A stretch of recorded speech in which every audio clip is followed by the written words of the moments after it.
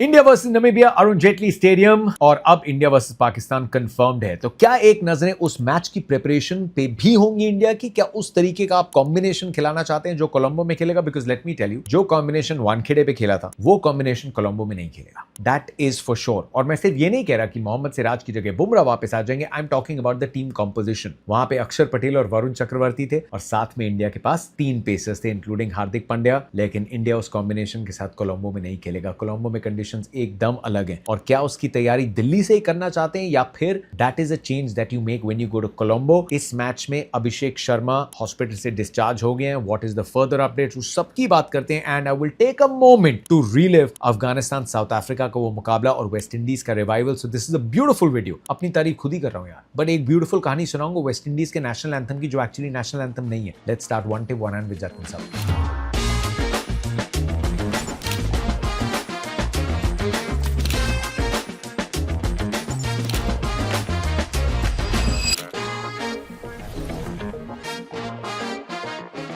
West Indies England की शुरुआत करूंगा और वो सिर्फ हल्का सा टच अपॉन इस बात पे करना है। I am not getting into the game. West Indies अपने दोनों मैच जीत गया है and they are just a step away, confirmation away कि वो सुपर 8 में खेलेंगे। और भारत के खिलाफ एक मैच होगा वेस्ट इंडीज का सुपर 8 में। फर्क नहीं पड़ेगा वेस्ट इंडीज किस टीम के सामने खेल रही है। बट माई पॉइंट वाज, अगली बार जब वेस्ट इंडीज को आप नेशनल एंथम गाते हुए देखेंगे ना, जरा ध्यान से देखना। हर कंट्री के लिए वो बड़े भावुक पल होते हैं, बड़े इंपॉर्टेंट पल होते हैं, लेकिन वेस्ट इंडीज एक कंट्री नहीं है भाई। 13 इंडिपेंडेंट कंट्रीज को जोड़ के वेस्ट इंडीज सिर्फ एक नाम है जिस बैनर के अंडर वो इंटरनेशनल क्रिकेट खेलते हैं। हर खिलाड़ी जोर जोर से गा रहा है एंड यू कैन टेल कि अपने मन में कुछ अलग कहानी, कोई इमोशन को जी रहे हैं, कोई स्माइल कर रहा है, कोई इमोशनल हो रहा है, but they are all singing छाती चौड़ी करके जोर जोर से। एंड ना सिर्फ टीम, द सपोर्ट स्टाफ और इस सब के लीडर हैं डैरेन सैमी, जिन्होंने 2 टाइटल जिताए थे। डैरेन सैमी वो कर रहे हैं जो क्लाइव लॉयड ने किया था 1970s में। ये जो 13 अलग अलग आइलैंड है ना, इनमें से कई आइलैंड से खिलाड़ी आते हैं और ये आंख से आंख नहीं मिलाते थे यार, लेकिन क्लाइव लॉयड ने सबको पकड़ा और एकजुट किया। प्राइड के लिए खेलो, डिसिप्लिन लेके आओ, तुम एक टीम हो। और फिर वेस्ट इंडीज की ऐसे पेस क्वार्टेट और बैटिंग लाइनअप बना था कि उन्होंने वर्ल्ड कप जीते 2 बैक टू बैक और दुनिया के हर बैटिंग ऑर्डर को घुटनों पे ले आए थे। 25 साल डोमिनेट किया था। And I think Darren Sammy ने कहा इस टीम को कि नेशनल एंथम के पॉइंट से you have to feel that unity. Is it a national anthem? It's not. ये गाना है जो 1987 में डेविड रडर नाम के एक गायनी सॉन्ग राइटर ने लिखा था वेस्ट इंडीज का एक क्वींस पार्क ओवल पे मैच देखने के बाद। इस गाने को, जिसका नाम है rally around the West Indies cricket board ने अडॉप्ट किया था as the de facto national anthem, ताकि ये सब खिलाड़ी जो कोई ट्रिनिडाड, बारबाडोस, गयाना, अलग अलग जगह से आते हैं, वो एकजुट होकर थोड़ा एहसास कर पाए। यार ये टीम फेवरेट होती थी T20 वर्ल्ड कप जीतने की, 2 टाइटल जीती है, लेकिन उसके बाद ऐसा नोज डाइव किया इनका क्रिकेट 2016 के बाद। Chris Gayle, Pollard, Russell, Bravo, Sammy, ये खिलाड़ी हर जगह टीम्स में होते थे, लेकिन फिर सब अलग अलग लीग्स खेलने चले गए। फाइनेंशियल मिसमैनेजमेंट हुई बोर्ड में, ईगोस थी खिलाड़ियों की, कोई अपनी कंट्री के लिए खेलने को तैयार नहीं होता था। लेकिन डैरेन सैमी वो बदल रहे हैं और ये वेस्ट इंडीज की टीम बहुत खतरनाक है। जिंदा हो गई है ये टीम। वो इंग्लैंड के सामने एक मैच था 2016 का फाइनल, और एक कल रात का मैच था जो बता रहा है कि वेस्ट इंडीज टीम के अच्छे दिन फिर आने वाले। इंडिया, नामीबिया और एक बार अफगानिस्तान की बात कर लें। मैं इमेजिन नहीं कर पा रहा कि दोपहर जब वो मुकाबला खत्म हुआ उसके बाद कितने घंटे लगे होंगे अफगानिस्तान को इस मायूसी से उभरने में कि हमने किया क्या। कि फजल अक फारूकी को, जिन्होंने इतनी अच्छी ओपनिंग स्पेल डाली थी, जिनका इतना अच्छा मैच गुजर रहा था, क्योंकि उस ओवर की लास्ट बॉल पे नो बॉल नहीं होती तो मैच वहीं खत्म था, तकदीर ने कहा अफगानिस्तान जाओ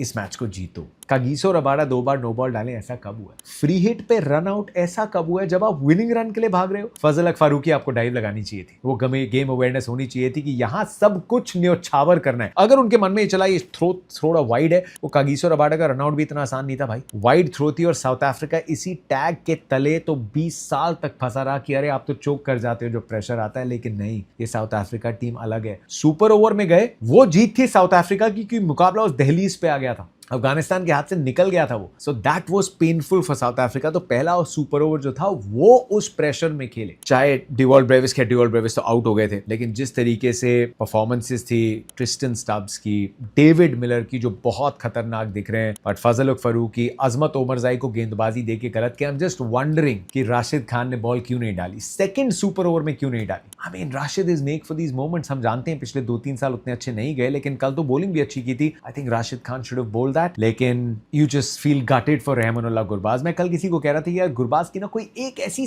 स्टैंड आउट पारी, जिसने हारा हुआ मैच एकदम जिता दिया, उस बड़े लेवल पे ना आ जाए तो क्या ही बात है। And he chose that moment, 3 छक्के back to back, he had his own Carlos Brathwaite moment, लेकिन South Africa came out on top. अफगानिस्तानी मैच यहाँ पहुंचने नहीं चाहिए था, और एक खेमे में इतना कड़वा घूंट, एक में इतनी खुशी, what an unbelievable epic game of cricket. लेकिन आज शाम अरुण जेटली स्टेडियम दिल्ली में Abhishek Sharma is unlikely to play. मैंने कल शाम को अपडेट दी थी, फूड पॉइजनिंग हुई थी, उनको हॉस्पिटल ले जाया गया था। Now I am not a medical expert, लेकिन फूड पॉइजनिंग और हॉस्पिटलाइजेशन का मतलब है ड्रिप लगी होगी, उनके बॉडी के जो फ्लूइड्स हैं, जो लेवल्स पूरे सॉल्ट्स के ऊपर नीचे होते हैं, उनको रीवर्क किया गया होगा। आप कितनी जल्दी उतना स्ट्रांग महसूस करोगे इस मैच में, तो चांस लेना भी नहीं चाहिए। He should get some time to recover, क्योंकि इसके बाद आपको फ्लाइट लेनी है, कोलंबो जाना है। फ्लाइट लेंगे आप, कोलंबो में ह्यूमिडिटी बहुत है। 15 को इंडिया नीड्स अभिषेक शर्मा। क्यों मैंने इसकी रील भी बनाई है, बिकॉज वो पहले 5 ओवर ना, जहां शायद एक पेसर हो, शायद 2 हो, या स्पिनर भी अगर होते हैं, बॉल नहीं है, अभिषेक शर्मा के बैट से कहर चाहिए इंडिया को 5 ओवर के लिए। एंड उसके बाद कंडीशंस कोई भी हो, सामने बॉलर्स कोई भी हो, आई एम फुल फेथ कि इंडिया एक ऐसा टोटल बना लेगी जो इंडिया के बॉलर संभाल लेंगे। अब वो बॉलर्स कौन है? प्रेमदासा में ये फुल प्रीव्यू पाकिस्तान मैच का करेंगे, but you probably heard it enough, India को एक एक्स्ट्रा स्पिनर खिलाना ही पड़ेगा। और वो स्पिनर, अब 3 सामने लेफ्ट हैंडर्स को देख के भारत वॉशिंगटन सुंदर की जगह देखेगा या फिर Kuldeep Yadav. I hope it is Kuldeep Yadav. I will get you more details Pakistan के प्रीव्यू में। लेकिन क्या इंडिया उस टीम को यहां खिलाना चाहेगा to just test themselves out, कि अगर हम 7 बैटर खिलाते हैं और 6 बॉलर्स खिलाते हैं इंक्लूडिंग हार्दिक पांड्या, या फिर India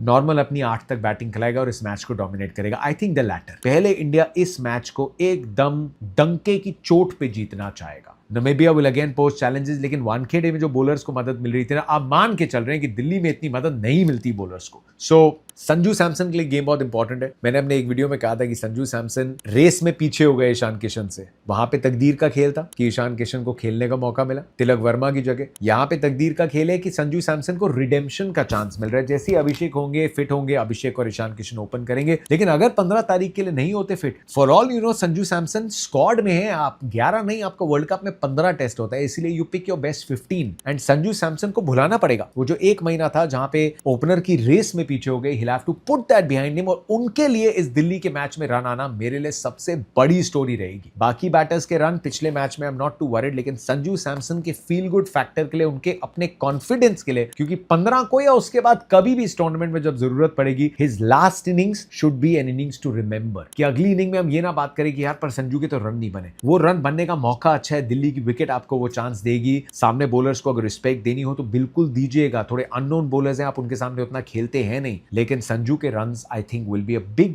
story for me to watch out for. Jasprit Bumrah is likely to play, तो मोहम्मद सिराज की जगह जसप्रीत बुमराह को हम खेलते हुए देखेंगे। बाकी टीम सेम है, because all of them need a good game. India के बैटर्स के लिए a good outing is important, ताकि फील गुड करते हुए आप कोलंबो जाएं, जहां पे things are going to be completely different. वो एक अलग चैलेंज होने वाला है दोस्तों। 7-1 से हम आगे हैं, एंड आगे हम उस मैच में भी रहेंगे, इसकी पूरी उम्मीद है और आशा है। लेकिन ये मुकाबला उतना भी वन साइडेड नहीं होगा, क्योंकि ये पाटा T20 की विकेट का मुकाबला नहीं है। So in my next preview I will talk about India versus Pakistan. India still overwhelming favourites, लेकिन उस मुकाबले के दाव पेच थोड़े अलग है। But for today I wish team India all the very best. कल लाइट अप हो गया ऑलमोस्ट ए टूर्नामेंट, अब आज इंडिया की एक लाइट अप वाली जीत आ जाए तो मजा ही आ जाएगा। Speedy recovery wishes to Abhishek Sharma, best of luck to Sanju Samson, and all the best to the full Indian team. Surya की उस परफॉर्मेंस के बाद अब बाकी बैटर्स की बारी है कि थोड़े रन बटोर लो, थोड़ा रुतबा बढ़ा लो, और फिर एकदम सीना चौड़ा करके कोलंबो की फ्लाइट लो और बोल दो उन्हें